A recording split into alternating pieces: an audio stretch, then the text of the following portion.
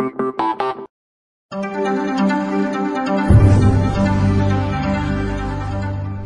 to ForexTV.com. Today is Tuesday, November 11th. I'm Kathleen Reddington with your New York Forex Market Buzz. The U.S. dollar is trading mixed against the majors, while the yen is making big gains on the euro.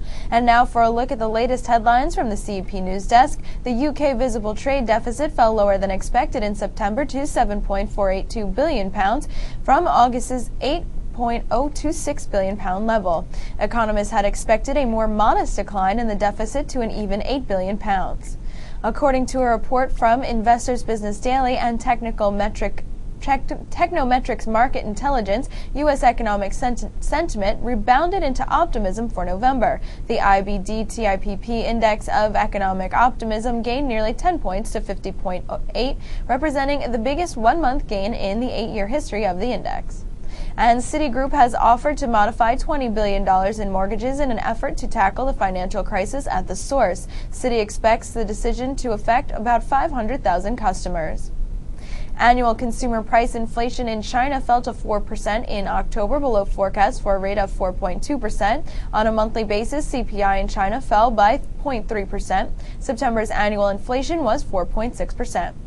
Today we are joined by Greg Michalowski of FXDD. Hi Greg, how are you today? Doing well, Kathleen, thank you.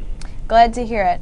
We've seen the pound have some big drops against the euro after the UK had some weak reports. Where is this pair going forward? Well, if you look at the euro sterling chart, Kathleen, we've had quite a volatile move. On a daily chart here, if you go back until September, end of August, early September, we made a high of 81.86. That was eclipsed by another high at 81.95 in October, and today we made a even newer high at 82.14. However, if you look in between those highs, we have volatile moves both down and then up and down and up and so on and so forth. Clearly, though, it's trading at the high. We're up there simply because the UK cut their rates 150 basis points, while the Eurozone and the ECB only cut their rates 50 basis points last week. So that is putting pressure on the pound versus the euro, and we're seeing that being reflected in the euro sterling price near the high.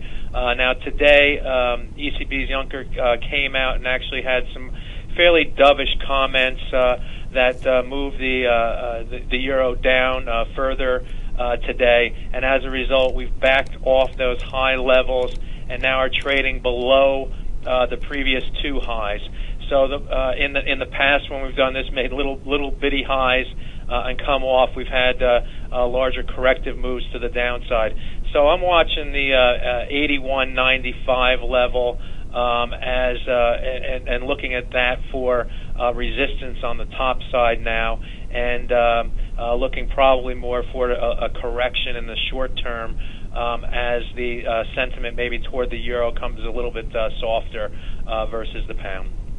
All right, well, the euro may have been up on the pound, but it was taking a beating to the yen. What do you make of this going forward?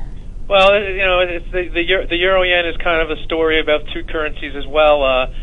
Today we saw, as just mentioned, Juncker came in and said some dovish comments in regard to the euro, so that has hurt the euro yen, and the dollar yen has also been hit a little bit. There seems to be a trade when the stock market goes down, the euro goes down, the dollar yen goes down, the euro yen goes down, sort of out of the risk trades.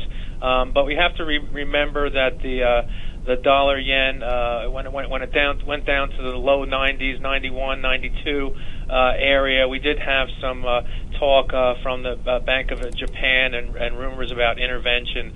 If you bring up the chart of the dollar versus the yen, we remain in sort of a triangle pattern. We have highs going back to October 10th, 1, 2, 3 highs along the top that make a top trend line at 99.75.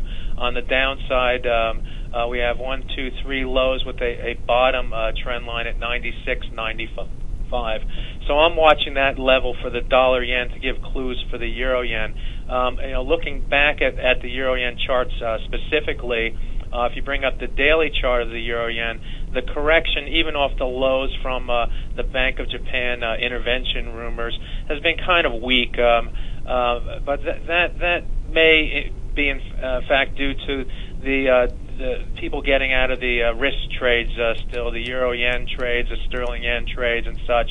We're seeing a very weak correction on the daily chart as far as the euro yen. And then if you look at something more closer like the 4-hour chart, since the October 28th period, we've moved up and down a few times. We're testing the low area at 121.38. We have to get through that level, in my mind, to work lower in the euro yen. On the top side, we're constrained by 131.11 area. So although it's today we're down against the euro yen is down, we're still within sort of a trading range that's been prevalent at least over the last couple weeks. All right, I want to touch back on the dollar yen, which you spoke about earlier. Yesterday, the dollar was up on the yen. Today, we have the yen up on the dollar, and it seems to be based on this current sell-off we have in equities. Do you think this kind of flip-flopping trend is going to continue and go forward? I think so. I mean, Kathleen, if you take a step back, I mean, we have a lot of uncertainty going on in the markets, and that's going to be reflected in the stock markets, going to be reflected in the debt markets, is going to be reflected in the currency markets as well. We're seeing a lot of consolidation in a lot of the, let's say, major currency pairs. Now we did break through some trend lines, today on perhaps the sterling and the euro on a shorter term basis. As mentioned before, we remain within sort of a triangle formation in the dollar yen. But with all the uncertainty going on in the world, and we're heading closer to Thanksgiving, and I can't see people getting overly bearish or bullish one way or the other right now. I think overall, there may be a worry down the road on not necessarily inflation, but deflation. One of the things that gets me concerned is this the idea of deflation in the world global economy. I mean, we did see China come in yesterday and pledge $586 billion of infrastructure spending, and what did the CRB do today? Down eight points, and copper's down, and industrial metals are down, and this doesn't bode well for growth when you get that sort of fundamental news, and they still sell off the commodities in that fashion. So I'm a little bit concerned about going forward, but this story has to play out, and it's got to play out in the news and in the numbers and the fundamentals, and that's still a long ways off in my mind, or at least into the next year. So in the meantime, I expect volatile trading to occur in the currency pairs, and if we see certainly the lows being taken out in something like the sterling versus the dollar or the euro versus the dollar, then I think the trend continues in that direction. And by the same token, if we were to see a correction, more toward a real correction in those two currency pairs, for instance, after this sharp sell-off that we've seen in them, that I wouldn't be surprised to that side as well. So I'm sort of playing it close to the vest. I think you should look at the markets in more of a technical vein, but it's a time not to necessarily fall in love with the market, but just kind of like it on the short-term basis. All right, well, the dollar may be down on the yen today, but we're still seeing it pretty mixed across the board. What would you recommend for the dollar today? Today, I mean, Kathleen, we have to, we're in a Veterans Day holiday, which, by the way, I honor the veterans today, both in the United States and Canada, for what they've done for our respective countries. But so I expect, sort of holiday type trading. We sort of settle down a little bit. Certainly, the bias in the euro and the sterling is down. I think we've seen the move in the dollar yen so far, and I sort of expect it to quiet down. If we get some sort of larger move today, it would be more as a result of the lack of liquidity rather than real moves in the market, I would think. So sort of, I would take it easy today between now and the end of the day. All right, Greg. Thank you so much for being on the show today. Thank you so much for having me.